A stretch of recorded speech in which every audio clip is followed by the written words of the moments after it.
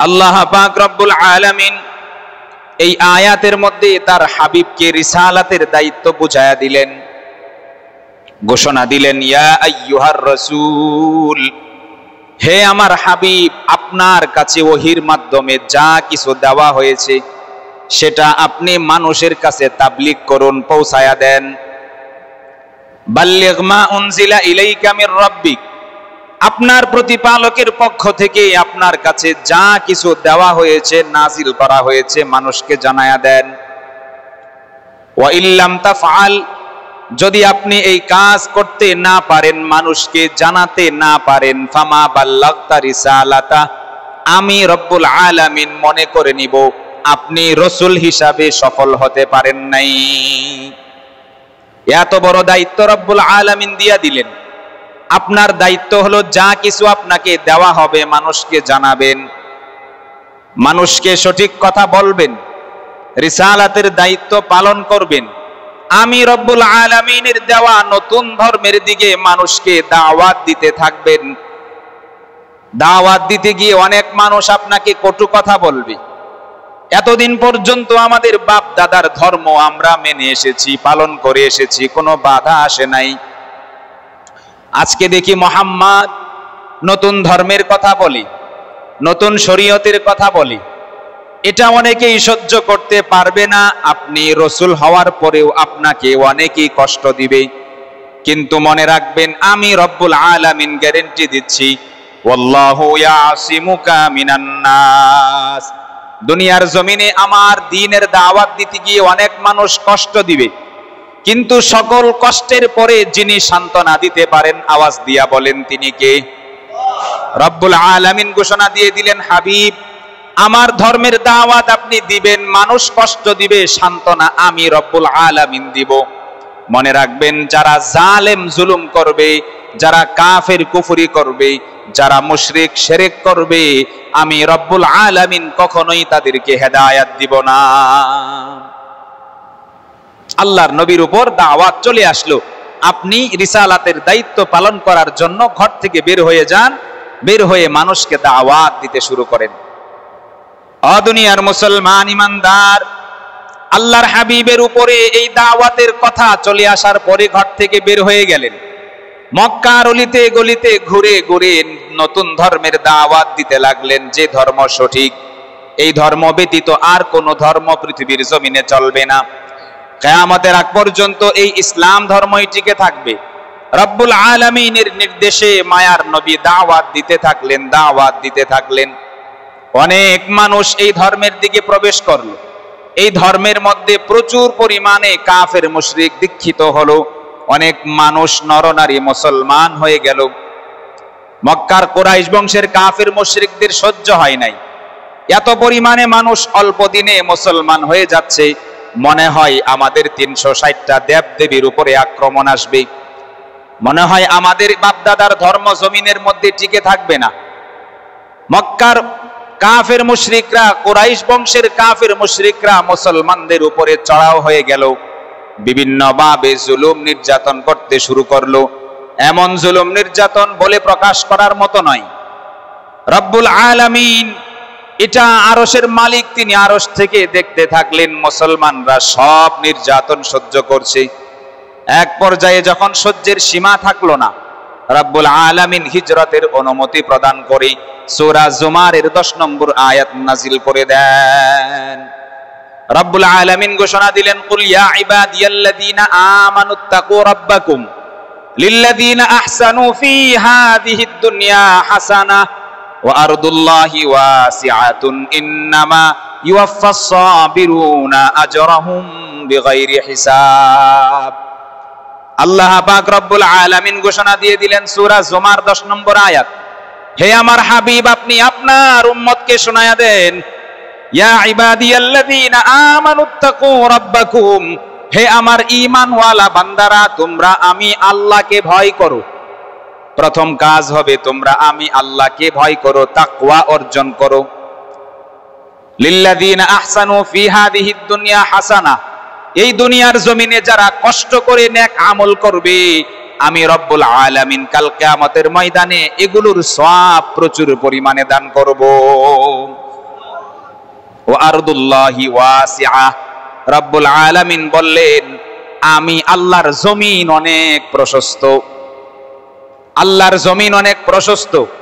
মক্কা নগরীতে তোমাদের জন্য ইবাদত বন্দেগী করা, আমি আল্লাহর একত্ববাদের ঘোষণা দেওয়া কষ্টকর হয়ে গিয়েছে। তোমরা আমি আল্লাহর রুবুবিয়্যাতের ঘোষণা দিতে পারতেছো না, ওয়াহদানিয়্যাতের ঘোষণা দিতে পারতেছো না। আমি নবীর রিসালাতের দায়িত্ব পুরাপুরি ভাবে পালন করা যাচ্ছে না। কাফের মুশরিকরা তোমাদের উপরে আক্রমণ শুরু করে দিয়েছে। আমি রব্বুল আলামিন ঘোষণা দিচ্ছি ওয়া আরদুল্লাহি ওয়াসিআ, আমি রব্বুল আলামিনের জমিন অনেক প্রশস্ত, তোমরা হিজরত করতে পারো।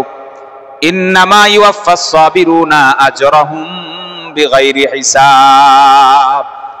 এত সকল কষ্টের মধ্য দিয়ে যারা ধৈর্য ধারণ করে আমি আল্লাহর ইবাদত বন্দেগী গুলো করবে, কাল কিয়ামতের ময়দানে তাদের এই সকল আমলের প্রতিদান পরিপূর্ণরূপে আমি রব্বুল আলামিন দান করব।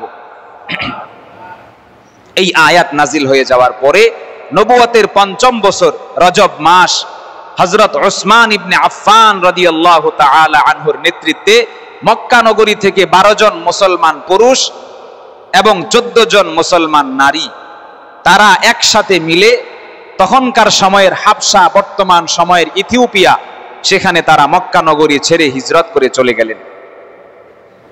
ধীরে ধীরে আরো অনেক মুসলমান যারাই নতুন ধর্মের দিকে দীক্ষিত হয়, মুসলমান হয়, কিছুদিনের মধ্যেই তারা হাবশায় হিজরত করে চলে যান। এভাবে অনেক দিন চলে গেল। আল্লাহর নবী মনে মনে ভাবতেছিলেন হয়তোবা হিজরতের অনুমতি প্রদান করা হবে। নবীজিকে তখনও পর্যন্ত হিজরতের আদেশ দেওয়া হয় নাই। মুসলমানরা হাবশা নগরীতে হিজরত করতে থাকলো। অনেক দিন চলে যাওয়ার পরে আল্লাহর নবী স্বপ্ন যুগে একটা স্বপ্ন দেখলেন। নবীজি তার সাহাবীদেরকে সঙ্গে নিয়ে খেজুর বাগান বিশিষ্ট একটা সুন্দর নগরীতে হিজরত করছেন। শুধু এইটুকুই বলা হয়েছে, স্বপ্নের মধ্যে নবীজি তার সাহাবীদেরকে নিয়ে হিজরত করতেছেন। কোথায়, জায়গার নাম কি, এগুলা কিছুই বলা হয় নাই। শুধু এতটুকু দেখানো হয়েছে যে জায়গায় নবীজি হিজরত করে যাচ্ছেন ওখানে প্রচুর পরিমাণে খেজুর বাগান, আর সেই জায়গাটাই হলো কি আল মাদিনাতুল মুনাওয়ারা। অনেক দিন এভাবে চলে গেল। নবীজিকে শুধু স্বপ্নে দেখানো হয়, জায়গার নাম বলা হয় না। এক পর্যায়ে রব্বুল আলামিন কুরআনুল কারীমের আয়াত নাজিল করে দিয়ে ঘোষণা দিলেন ওয়াকুর রব্বি আদখিলনি মুদখালা সিদকিন ওয়া আখরিজনি মুখরাজা সিদকিন ওয়াজআললি মিন লাদুনকা সুলতানান নাসীরা। রব্বুল আলামিন সূরাতুল ইসরার ৮০ নম্বর আয়াতের মধ্যে বলেন, হে আমার হাবিব, আপনি বলতে থাকুন রব্বুল আলামিন আপনি আমাকে একটা উত্তম জায়গায় নিয়ে যান, এখান থেকে বের করে আমাকে উত্তম জায়গায় নিয়ে যান এবং আমি দ্বীনের কাজ করার জন্য অনেক শক্তি দান করে দিন। এই আয়াত নাজিল হয়ে যাওয়ার পরে এখানে দুইটা কথা বলা হয়েছে। এক নম্বর, যেখানে যাব সেটা হলো সুন্দর জায়গা, যেখান থেকে বের হয়ে যাচ্ছি এটাও ভালো জায়গা, তবে যেখান থেকে বের হয়ে যেখানে যাব ওখানে আমার সাহায্য সহযোগিতা বেশি পাওয়া যাবে। এখান থেকে নবীজি ধারণা করে নিলেন ওই জায়গাটা হলো মদিনা শরীফ। আল্লাহর নবীর উপরে এই আয়াত নাজিল হয়ে যাওয়ার পরে সাহাবীদেরকে তিনি ঘোষণা দিয়ে দিলেন, ক্বালা রাসূলুল্লাহি সাল্লাল্লাহু আলাইহি ওয়াসাল্লাম ইন্নী উরিদু দারা হিজরাতিকুম যাতা নাখলিন বাইনা লাবিতাইন। আল্লাহর নবী সাহাবীদেরকে লক্ষ্য করে ঘোষণা দিলেন, গতকাল রাতে আমাকে স্বপ্নে দেখানো হয়েছে তোমরা যে জায়গায় সফর করছো, হিজরত করছো, ওই জায়গাটা খেজুর গাছ বিশিষ্ট একটা জায়গা। ফাহাজারা মান হাজারা কিবালাল মাদিনা, যাদের ইচ্ছা তারা মক্কা নগরী থেকে মদিনার দিকে হিজরত করতে লাগলো। ইতিপূর্বে যারা হাবশায় হিজরত করেছিল তারাও মদিনায় চলে আসলো। এভাবে যেতে যেতে এক পর্যায়ে মক্কা নগরীতে শুধুমাত্র মায়ার নবী এবং সিদ্দিকে আকবর আলী হায়দার রাদিয়াল্লাহু আনহুমা এই তিনজন ব্যক্তি রয়ে গেলেন, বাকিরা সবাই চলে গেলেন। সবাই চলে গেল আর মক্কাতে কেউ নাই। কয়জন আছেন? মাত্র তিনজন, নবীজি, হযরত আবু বকর সিদ্দিক এবং হযরত আলী রাদিয়াল্লাহু আনহুমা। এই তিনজন ব্যক্তি মক্কা নগরীতে রয়ে গেলেন, সবাই চলে গেলেন। দুনিয়ার মুসলমান ইমানদার, অপরদিকে মক্কার কাফের মুশরিকদের গায়ের মধ্যে চুলকানি শুরু হয়ে গেল। মক্কা নগরী থেকে মুসলমানরা তো সবাই বিদায় নিয়েছে, হিজরত করে মদিনায় চলে গিয়েছে। আর তো কেউ নাই, শুধুমাত্র মায়ার নবী এবং তার দুইজন সহযোগী বাকি আছেন। মক্কা নগরীর একটা পরামর্শশালা আছে, একটা বৈঠকখানা আছে, তার নাম হলো দারুন নাদওয়া। যেমন বিভিন্ন জায়গায় ক্লাব থাকে, মক্কা নগরীর কাফের মুশরিকদের মদ পান করার জন্য, পরামর্শ করার জন্য একটা জায়গা ছিল, যার নাম ছিল দারুন নাদওয়া। ওই দারুন নাদওয়ার মধ্যে মক্কা নগরীর কাফের মুশরিক কুরাইশ বংশের 11 জন নেতৃ পর্যায়ের ব্যক্তি গিয়ে উপস্থিত হলো। পরামর্শ হবে মুহাম্মদকে কি করা যায়। 11 জন ব্যক্তি দারুন নাদওয়ার মধ্যে গিয়ে পরামর্শ শুরু করবে। এমন সময় বয়স্ক বৃদ্ধ আকৃতির মানুষ, এরকম একটা সূরত ধারণ করে মিস্টার ইবলিস গিয়ে উপস্থিত। মানুষের আকৃতি ধারণ করলো, বয়স একেবারে 80 বছরের উপরে। 11 জন ব্যক্তি জিজ্ঞাসা করলো, মান আনতা, তুমি কে? তোমাকে তো ইতিপূর্বে মক্কা নগরীতে দেখি নাই। সে নিজের পরিচয় দিল, আনা শাইখুন নাজদিয়ুন, আমি নজ থেকে একজন বৃদ্ধ ব্যক্তি এসেছি তোমাদের পরামর্শে অংশগ্রহণ করার জন্য। আসলে সে কে ছিল? মিস্টার ইবলিস। পরিচয় দিয়েছে, আমি বিদেশি একজন মানুষ, বিদেশ থেকে তোমাদের এখানে এসেছি, তোমাদের পরামর্শে আমি একটু অংশগ্রহণ করতে চাই। ও দুনিয়ার মুসলমান ইমানদার, রব্বুল আলামিন কোরআনুল কারীমের মধ্যে বিস্তারিত ঘটনা বর্ণনা করেছেন। কুরাইশ বংশ থেকে 11 জন কাফের মুশরিক দারুন নাদওয়ায় উপস্থিত হলো। তাদের সাথে উপস্থিত হলো শাইখে নজদি নাম ধারণ করে মিস্টার ইবলিস। পরামর্শ শুরু হয়ে গেল, মুহাম্মদকে কি করা যায়। 1 নম্বর পরামর্শ আসলো, মুহাম্মদকে বন্দী করা হোক, মুহাম্মদকে বন্দী করে রাখা হোক, আটকিয়ে রাখা হোক। যখনই এই পরামর্শ দেওয়া হলো, পাশ থেকে শাইখে নজদি মিস্টার ইবলিস বলতে লাগলো, তাকে বন্দী করে কোনো লাভ নাই, আজকে বন্দী করলে আগামীকাল মদিনা থেকে তার সাহাবীরা এসে মারধর করে তোমাদের থেকে তাকে নিয়ে যাবে। এই পরামর্শ বাতিল। আরেকজন ব্যক্তি বলল, তাহলে তাকে মক্কা নগরী থেকে বহিষ্কার করা হোক। এবার মিস্টার ইবলিস বলতে লাগলো, তার নাম হলো মুহাম্মদ, রব্বুল আলামিন তার জবানের মধ্যে এত মধু দান করছেন, তার জবানটা এত পবিত্র, যদি তোমরা তাকে মক্কা নগরী থেকে বের করে যে কোনো এলাকায় বহিষ্কার করো, ওই এলাকার মানুষ দলে দলে মুসলমান হয়ে যাবে। মুহাম্মদকে মক্কা নগরী থেকে বের করে লাভ নাই, এই পরামর্শও বাতিল। এবার এক পাশ থেকে আবু জাহেল দাঁড়িয়ে গেল। 3 নম্বর পরামর্শ, যদি তাকে বন্দী করা না হয়, যদি তাকে বহিষ্কারও করা না হয়, তাহলে আমার পরামর্শ হলো মুহাম্মদকে হত্যা করা হোক। বলেন নাউজুবিল্লাহ। পরামর্শ দিল আবু জাহেল, মুহাম্মদকে হত্যা করা হোক। হত্যা করার পদ্ধতি কি হবে?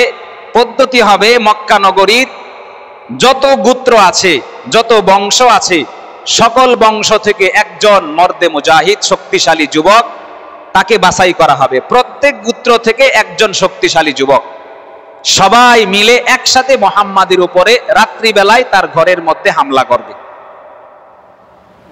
শুধুমাত্র একটা গোত্র বাকি থাকবে, যেটা নবীজির বংশীয় গোত্র বনু আব্দে মানাফ। তাহলে মুহাম্মদকে হত্যা করার পরে আমাদের সকলের মোকাবেলায়, মুহাম্মাদের গোত্র ছোট, তারা আমাদের থেকে কোনো প্রতিশোধ নিতে পারবে না, আমরা সবাই এই কাজে শরীক থাকব। তবে মুহাম্মদকে হত্যা করার পরে তার হত্যার বদলায় আমরা দিয়ত দিয়ে দিব, মুক্তিপণ দিয়ে দিব, 100 উট দিয়ে দিব। তার বিনিময়ে আমাদের কাউকে হত্যা করা হবে না। পাশ থেকে মিস্টার ইবলিস বলল, এখানে যত পরামর্শ হয়েছে সবচাইতে সুন্দর পরামর্শ এটাই। তাহলে শয়তানের সাথে শয়তানের রায় মিলে গেল। আবু জাহেল এক শয়তান, মিস্টার ইবলিস আর এক শয়তান, দুইজনের রায় মিলে গেল। সকলে মিলে সিদ্ধান্ত নিল এই রায়ের উপরেই আমল করা হবে। কিন্তু রব্বুল আলামিন কোরআনুল কারীমের মধ্যে তার হাবিবকে সতর্ক করে দিলেন। এদিকে দারুন নাদওয়ার মধ্যে কাফের মুশরিকরা নবীজির বিরুদ্ধে ষড়যন্ত্র করতে লাগলো। অপরদিকে রব্বুল আলামিন জিবরাইল আমিনকে পাঠায়া দিলেন, যাও মুহাম্মাদের ঘরে গিয়ে তার কাছে আমার পক্ষ থেকে ওই পরামর্শগুলা জানায়া দাও। রব্বুল আলামিন সঙ্গে সঙ্গে ঘোষণা দিয়ে দিলেন, ওয়া ইয ইয়ামকুরু বিকাল্লাযী কাফারু লিয়ুসবিতুকা আও ইয়াকতুলুকা আও ইউখরিজুক ওয়া ইয়ামকুরুনা ওয়া ইয়ামকুরুল্লাহ ওয়াল্লাহু খায়রুল মাকিরিন। আল্লাহ পাক রব্বুল আলামিন ঘোষণা দিলেন, হে আমার হাবিব, আপনি ওই সময়ের কথা স্মরণ করুন যখন মক্কার কাফের মুশরিকরা আপনার ব্যাপারে 3টা ষড়যন্ত্র করেছিল। 1 নম্বরে আপনাকে বন্দী করা হবে, 2 নম্বরে আপনাকে বহিষ্কার করা হবে, 3 নম্বরে আপনাকে হত্যা করা হবে। এমন সকল ষড়যন্ত্র তারা করছিল, কিন্তু আমি রব্বুল আলামিন সকল ষড়যন্ত্রের জন্য যথেষ্ট। কথা বলেন ঠিক কিনা? ইসলামকে মিটাইয়া দেওয়ার জন্য যুগে যুগে কিছু মানুষ চেষ্টা করে, কিন্তু এই জমিনের মধ্যে ইসলাম যিনি টিকায় রাখবেন তিনি কে? রব্বুল আলামিন ঘোষণা দিয়ে দিলেন, আপনাকে হত্যা করার জন্য পরিকল্পনা করা হয়েছে, টেনশনের কোনো কারণ নাই, ওদের বিরুদ্ধে আমি রব্বুল আলামিন একাই যথেষ্ট। ঘোষণা চলে আসলো, মায়ার নবী এবার হিজরত করবেন। রব্বুল আলামিন ঘোষণাও দিয়ে দিয়েছেন, এই এলাকায় আর থাকা যাবে না। সিদ্ধান্ত হলো রাত্রি বেলায় নবীজির উপরে আক্রমণ করা হবে। যেদিন রাত্রি বেলায় নবীজির উপরে আক্রমণ করার কথা আসলো, ওই দিন রাতের বেলায় আল্লাহ পাক রব্বুল আলামিন জিবরাইল আলাইহিস সালামকে নবীজির কাছে পাঠায়া দিলেন। জিবরাইল আলাইহিস সালাম নবীজির কাছে এসে ঘোষণা দিতে লাগলেন, ইয়া রাসূলুল্লাহ, ইয়া হাবিবাল্লাহ, লা তাবুত হাযিহিল লাইলাতা আলা ফিরাশিকা আল্লাযী কুনতা তাবিতু আলাইহি। হযরত জিবরাইল আমিন মায়ার নবীকে এসে বলতে লাগলো, ইয়া রাসূলুল্লাহ, ইয়া হাবিবাল্লাহ, প্রত্যেকদিন আপনি যে বিছানার মধ্যে ঘুমাতেন, আজকের রজনীতে ওই বিছানায় ঘুমায়েন না, কারণ এই বিছানার উপরে আক্রমণ করার জন্য কাফের মুশরিকরা প্রস্তুত হয়ে আছে। তাহলে বোঝা গেল আজকের রাতেই হিজরত করতে হবে। নবীজি আলী রাদিয়াল্লাহু আনহুকে ডাকলেন।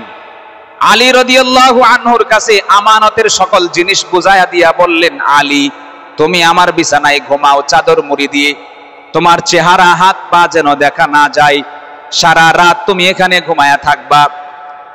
রাত্রি বেলায় গভীর রজনী যখন হলো, কাফের মুশরিকরা নবীজির হুজরা মুবারক চতুর্দিকে ঘিরে ফেলল। নবীজি আলী 2 জন ব্যক্তি হুজরা মুবারকের মধ্যে উপস্থিত। আল্লাহর নবী সাল্লাল্লাহু আলাইহি ওয়াসাল্লাম আলী রাদিয়াল্লাহু আনহুকে বিছানার উপরে শুইয়ে দিয়ে তিনি ঘর থেকে বের হয়ে গেলেন। রব্বুল আলামিন সঙ্গে সঙ্গে ঘোষণা দিলেন, ওয়াজআলনা মিন বাইনি আইদিহিম সাদ্দা ওয়া মিন খালফিহিম সাদ্দা ফাগশাইনাহুম ফাহুম লা ইউবসিরুন।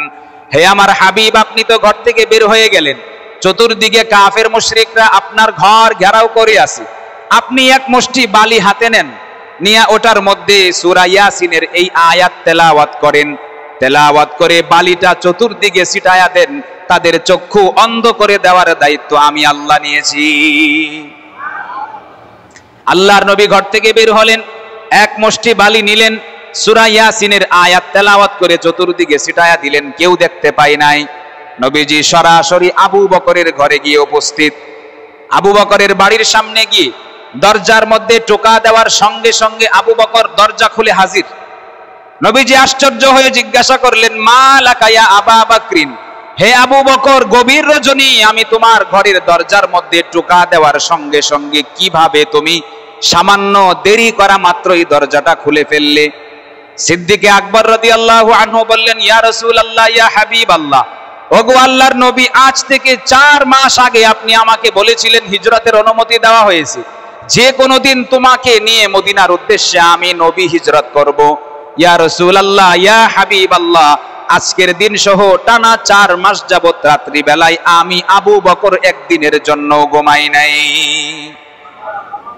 দুনিয়ায় সদাকত মে তেরা नाम रहेगा, सिद्दीक तेरा नाम से इस्लाम रहेगा, दुनियाए अदालत में तेरा नाम रहेगा, फारूक तेरा नाम से इस्लाम रहेगा। সিদ্দিক আকবর রাদিয়াল্লাহু আনহু 4 মাসে একদিনও ঘুমান নাই। 4 মাস টানা দরজার সামনে সারা রাত দাঁড়িয়ে থাকতেন, কখন জানি নবীজি এসে দরজার সামনে টোকা দেয়, আর আমি আবু বকর দরজা খুলতে দেরি হওয়ার কারণে পিছন থেকে নবীজিকে কেউ জানি আক্রমণ করে হত্যা করে ফেলে। এই কারণে আবু বকর একটানা 4 মাস পর্যন্ত ঘুমান নাই, দরজার সামনে দাঁড়িয়ে থাকলেন। মায়ার নবী আবু বকরের ঘরের ভিতরে ঢুকলেন। তাড়াতাড়ি করে আবু বকরকে নিয়ে দুইজন দুইটা উটের উপরে আরোহণ করে মদিনার উদ্দেশ্যে যাত্রা শুরু করে দিলেন। যেতে যেতে মক্কা থেকে 2.5 মাইল দূরে অবস্থিত জাবালে সাউর, সাউর পাহাড়ের উপরে উঠলেন। সেখানে গিয়ে দেখলেন একটা গর্ত দেখা যায়, গুহা দেখা যায়, যার নাম হলো গারে সাউর। সেই গুহাটা দেখে নবীজি বললেন এই গুহার ভিতরে আশ্রয় নেওয়া যায়। আবু বকর রাদিয়াল্লাহু আনহু যাওয়ার সময় একবার নবীজির ডানে যান, একবার নবীজির বামে যান, একবার সামনে যান, একবার পিছনে যান, ছোটাছুটি করতে লাগলেন নবীজির চতুর্দিকে। এবার নবীজি জিজ্ঞাসা করলেন, আবু বকর তোমার কি হলো, তুমি কেন আমার চতুর্দিকে দৌড়াদৌড়ি করছো? আবু বকর সিদ্দিক বলেন, ইয়া রাসূলুল্লাহ, ইয়া হাবিবাল্লাহ, যখন ডান দিকে থাকি মনে হয় বাম দিক থেকে কেউ আক্রমণ করে ফেলবে, দৌড় দিয়ে বাম দিকে যাই। যখন বাম দিকে যাই মনে হয় পিছন দিক থেকে কেউ আক্রমণ করে ফেলবে, দৌড় দিয়ে পিছনে যাই। যখন পিছনে যাই মনে হয় সামনে দিক থেকে কেউ আক্রমণ করবে, দৌড়ে সামনে আই। এই জন্য আল্লাহর নবী তখন ঘোষণা দিলেন, আবু বকর, দুনিয়ার জমিনে যদি কাউকে অন্তরঙ্গ বন্ধু হিসাবে আমি নবীর জন্য সুযোগ থাকতো, তাহলে এই গোটা দুনিয়ার মধ্যে তুমি আবু বকরকে আমি বন্ধু হিসাবে গ্রহণ করতাম। দুইজন মিলে চলে গেলেন জাবালে সাউরের মধ্যে। আবু বকর সিদ্দিক বললেন, ইয়া রাসূলুল্লাহ, ইয়া হাবিবাল্লাহ, এই গুহার ভিতরে আমি আবু বকর আগে প্রবেশ করি, কারণ জানি না গুহার ভিতরে কি আছে। আল্লাহ পাক রব্বুল আলামিন তাদেরকে এই গুহার ব্যবস্থা করে দিলেন। মায়ার নবী বাহিরে দাঁড়িয়ে থাকলেন। আবু বকর জলদি করে গুহার ভিতরে প্রবেশ করে এটাকে পরিষ্কার করে নিলেন। পরিষ্কার করতে গিয়ে 3টা ছিদ্র দেখতে পেলেন। একটা ছিদ্র তিনি লুঙ্গির একটু অংশ কেটে তারপরে ওটার মধ্যে মুখটা আটকায়া দিলেন। 2টা ছিদ্র বাকি থাকলো। নবীজিকে ডাক দিলেন, ইয়া রাসূলুল্লাহ, ইয়া হাবিবাল্লাহ, উদখুল, ওগো আল্লাহর নবী আপনি গুহার ভিতরে প্রবেশ করুন। নবীজি গুহার ভিতরে প্রবেশ করলেন। আবু বকর সিদ্দিক 2টা পা দিয়ে বাকি 2টা ছিদ্রের মধ্যে ধরে রাখলেন। নবীজিকে বললেন, ইয়া রাসূলুল্লাহ, আপনি আমার কোলের মধ্যে মাথা রেখে ঘুমায়া পড়েন। নবীজি ঘুমায়া গেলেন। সারা রাত সজাগ ছিলেন। শেষ রাত্রি বেলায় নবীজি সেখানে ঘুমায়া পড়লেন। সিদ্দিকে আকবর নবীজিকে কোলের মধ্যে নিয়ে বসে আছেন। হঠাৎ করে কোনো একটা গর্ত থেকে একটা সাপ তার পায়ের মধ্যে দংশন করে। সিদ্দিকে আকবরের শরীরটা মুহূর্তের মধ্যে লাল হয়ে যায়, চোখ 2টা নীল বর্ণ ধারণ করে। আবু বকর সিদ্দিক অনেক চেষ্টা করলেন কান্না যেন থামিয়ে রাখা যায়, কারণ নবীজির মাথাটা তার কোলের মধ্যে, যদি 1 ফোঁটা পানি পড়ে নবীজির চেহারায় পড়বে, নবীজির ঘুম ভেঙে যাবে। অনেক চেষ্টা করার পরেও তিনি কান্না ধরে রাখতে পারলেন না। চোখের কোনা দিয়ে 1 ফোঁটা পানি নবীজির গালের মধ্যে পড়ে যায়। সঙ্গে সঙ্গে নবীজির ঘুম ভেঙে গেল। নবীজি ঘুম থেকে উঠে দেখেন আবু বকরের শরীরটা লাল হয়ে গিয়েছে, চোখ 2টা নীল বর্ণ ধারণ করেছে। জিজ্ঞাসা করলেন, মা লাকা ইয়া আবা বকরিন, হে আবু বকর তোমার কি হলো? আবু বকর রাদিয়াল্লাহু আনহু বিস্তারিত ঘটনা নবীজিকে বললেন। নবীজি বললেন, টেনশনের কোনো কারণ নাই, তোমার পাটা আমি নবীর দিকে আগায়া দাও। নবীজি ডান হাত দিয়ে শাহাদাত আঙ্গুল নিয়ে মুখ থেকে একটু লালা নিলেন। ওই জায়গাটার মধ্যে লাগিয়ে দিতে দেরি হয়, আবু বকর আগের মতো সুস্থ হয়ে যায়। এত পবিত্র জবান রব্বুল আলামিন নবীজিকে দিয়েছিলেন। সারা রাত চলে গেল, গুহার মধ্যে কেটে গেল, 3 দিন কেটে গেল, গুহা থেকে তারা বের হন না। আল্লাহ পাক রব্বুল আলামিন কোরআনুল কারীমের মধ্যে বলেন, ইল্লা তানসুরুহু ফাকাদ নাসারাহুল্লাহু ইয আখরাজাহুল্লাযীনা কাফারু সানিয়া ইসনাইনি ইয হুমা ফিল গার ইয ইয়াকুলু লিসাহিবিহি লা তাহজান ইন্নাল্লাহা মা'ানা। মক্কার কাফের মুশরিকরা নবীজি এবং আবু বকরকে খুঁজতে খুঁজতে জাবালে সাউরে চলে গেল। যেতে যেতে যে গুহার মধ্যে তারা লুকিয়ে আছেন ওই গুহার কাছ পর্যন্ত চলে যায়। সিদ্দিকে আকবর নবীজিকে বলেন, ইয়া রাসূলুল্লাহ, ইয়া হাবিবাল্লাহ, তাদের পা গুলো তো আমরা দেখতে পাচ্ছি, তারা যদি নিজেদের পায়ের দিকে নজর করে আমাদেরকে দেখে ফেলবে। নবীজি বললেন উসকুতিয়া আবা বাকরিন, হে আবু বকর তুমি চুপ থাকো। মা জান্নুকা বিসনাইনি আল্লাহু সালিসুহুমা, এমন দুইজনের ব্যাপারে তোমার কি ধারণা যাদের সাথে কে আছেন? আওয়াজ দিয়া বলেন। আমরা তো দুইজন, সাথে আছেন আল্লাহ। এই তিনজন ব্যক্তি আমরা এই গুহার মধ্যে আছি, রব্বুল আলামিন আমাদেরকে হেফাজত করবেন। আল্লাহ পাক রব্বুল আলামিন সঙ্গে সঙ্গে সূরা তাওবার এই আয়াত নাজিল করে দেন, ইল্লা তানসুরুহু ফাকাদ নাসারাহুল্লাহ। ও দুনিয়ার মুসলমান, তোমরা যদি আমার নবীকে সাহায্য না করো কোনো অসুবিধা নাই, সাহায্য করার জন্য আমি আল্লাহ যথেষ্ট। আমি আমার হাবিবকে সাহায্য করেছি যখন হিজরত করতে করতে গারে সাউরে চলে যায়। গারে সাউরের মধ্যে চলে যাওয়ার পরে এদিক থেকে মক্কার কাফের মুশরিকরা নবীজিকে ধরার জন্য গারে সাউরের সামনে চলে যায়। একেবারে গুহার মুখ বরাবর গিয়ে তারা দাঁড়ায় যায়। ওই সময় রব্বুল আলামিন আল্লাহর হাবিবকে তিন ভাবে সাহায্য করেছিলেন। এক নম্বর সাহায্য, আল্লাহ পাক রব্বুল আলামিন একটা গাছকে ঘোষণা দিলেন, তুমি এই গুহার মুখের সামনে এসে পড়ো। ওই গাছটা ওখান থেকে রব্বুল আলামিনের নির্দেশে গুহার মুখের সামনে চলে আসে, মুখটা বন্ধ হয়ে যায়। এবার দুইটা বন্য কবুতরকে রব্বুল আলামিন ঘোষণা দিলেন, তোমরা দুইজন গিয়ে ওই গাছের ডালের মধ্যে বাসা বেঁধে ডিম পেড়ে দাও। দুইটা বন্য কবুতর এসে আল্লাহর হাবিব যে গুহার মধ্যে আশ্রয় নিয়েছেন ওই গুহার দরজার সামনে যে গাছ ছিল সেই গাছের ডালের মধ্যে বাসা বেঁধে ওই সময় ডিম পেড়ে দেয়। রব্বুল আলামিন মাকড়সাদেরকে বললেন, তোমরা যাও, আমার হাবিব ওই গুহার মধ্যে লুকিয়ে আছে, ওর সামনে গিয়ে তোমরা জাল তৈরি করতে থাকো। মাকড়সারা এসে জাল তৈরি করে নিল। এবার মক্কার কাফের মুশরিকরা গুহার সামনে এসে উপস্থিত। একজন বলতে লাগলো, মনে হয় এই গুহার ভিতরে আশ্রয় নিয়েছে। বাকি সবাই বলতে লাগলো, লাউ দাখালাহুনা লাম ইয়াকুন নাসিজুল আনকাবুতি আলা বাবিহি, যদি মুহাম্মদ এবং আবু বকর এই গুহার ভিতরে প্রবেশ করত তাহলে এই গুহার সামনে গাছ, কবুতর এবং মাকড়সার জাল থাকতো না। রব্বুল আলামিন এভাবে এখানে সহযোগিতা করলেন। এবার আবু বকর টেনশন করছেন, কখন জানি কাফের মুশরিকরা আমাদেরকে ধরে ফেলে। আল্লাহ পাক রব্বুল আলামিন কোরআনুল কারীমের মধ্যে এই কথা বর্ণনা দিয়েছেন। আল্লাহর হাবিব আবু বকর সিদ্দিক রাদিয়াল্লাহু আনহুকে দুইটা কথা বললেন, লা তাহজান ইন্নাল্লাহা মাআনা, হে আবু বকর তুমি কোনো চিন্তিত হইও না, নিশ্চয়ই রব্বুল আলামিন আমাদের সাথে আছেন। মুফাসসিরিনে কেরাম এই অংশের মধ্যে বলেন লা তাহজান, এখানে মায়ার নবী আবু বকরকে লক্ষ্য করে বললেন লা তাহজান, তুমি চিন্তিত হইও না। এখানে রব্বুল আলামিন চাইলে বলতে পারতেন লা তাখাফ, তুমি ভয় পেও না, কারণ আবু বকর নিজের জন্য কোনো ভয় পাচ্ছিলেন না, বরং তিনি আল্লাহর হাবিব সাল্লাল্লাহু আলাইহি ওয়াসাল্লামের ক্ষতির আশঙ্কা করছিলেন। অপরদিকে রব্বুল আলামিন ঘোষণা দিলেন ইন্নাল্লাহা মাআনা, আল্লাহর হাবিব তখন বলেছিলেন নিশ্চয়ই আল্লাহ তাআলা আমাদের সাথে আছেন। এই আয়াতের ব্যাখ্যায় মুফাসসিরিনে কেরাম বলেন, এখানে আল্লাহর হাবিব বলেছেন ইন্নাল্লাহা মাআনা, নিশ্চয়ই আল্লাহ আমাদের সাথে আছেন।